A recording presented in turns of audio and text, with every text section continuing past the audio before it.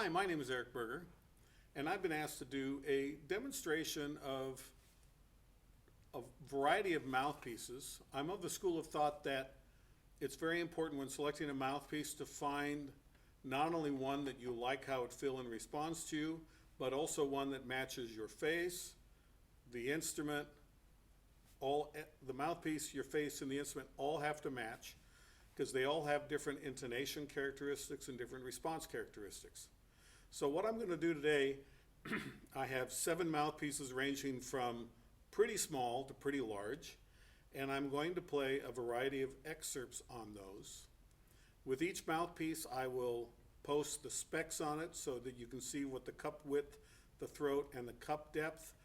These are either measurements that were on the manufacturer website or what I was able to measure with my micrometer.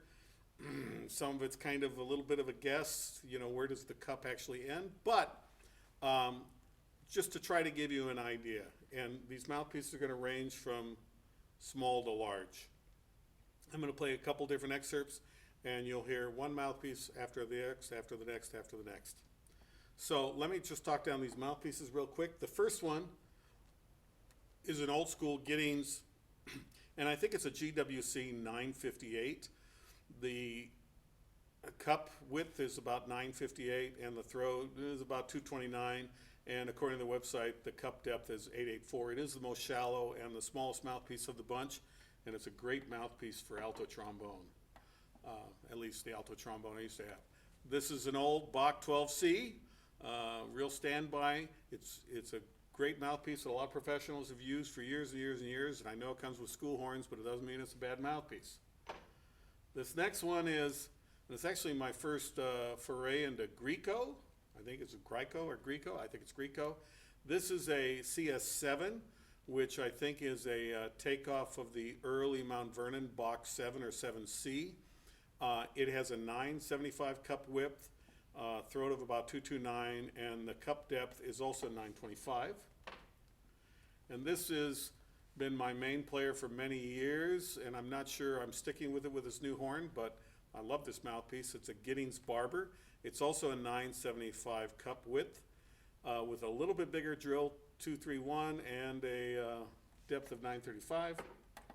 Now this is an unusual mouthpiece. You'd be lucky to find one of them, but it's actually a great little mouthpiece. This is a 6 3/4, a Bach 6 3/4 C. It's a little bit wider than the Bach 12C. It's kind of still a tight throat and not too deep. It's got the standard C cup. Then the go-to for many, many players, this is a Bach 6.5 AL. It's 1 inch across on the cup width, and I'll post the details.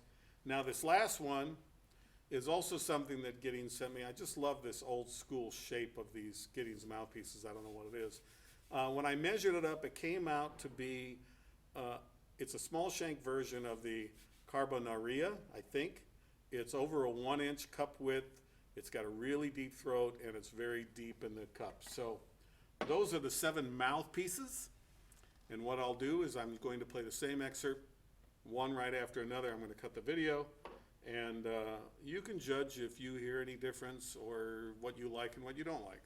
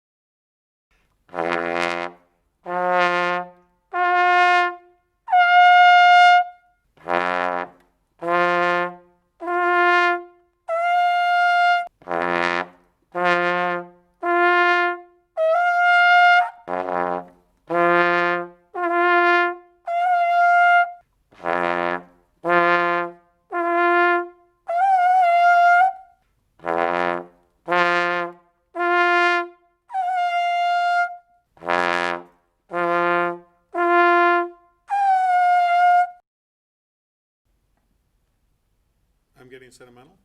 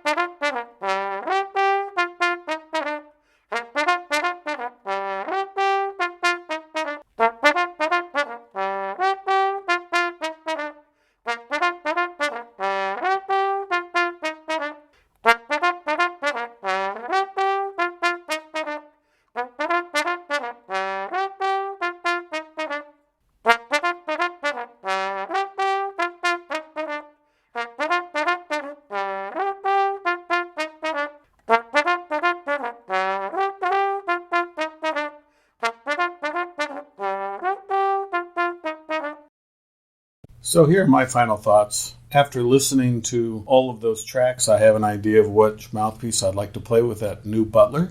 But that's my opinion of what I want to hear out of my bell. And ultimately, I think that's the most important decision a brass player can make is the quality of their sound. I think most people select a mouthpiece based on what feels good to them, what feels comfortable. Maybe that's the right way to approach it. I know that whenever I get a new horn, I sit down with a tuner and I check to find which mouthpiece feels best, sounds the best, and ultimately is the most in tune, or at least most consistent, or slots best.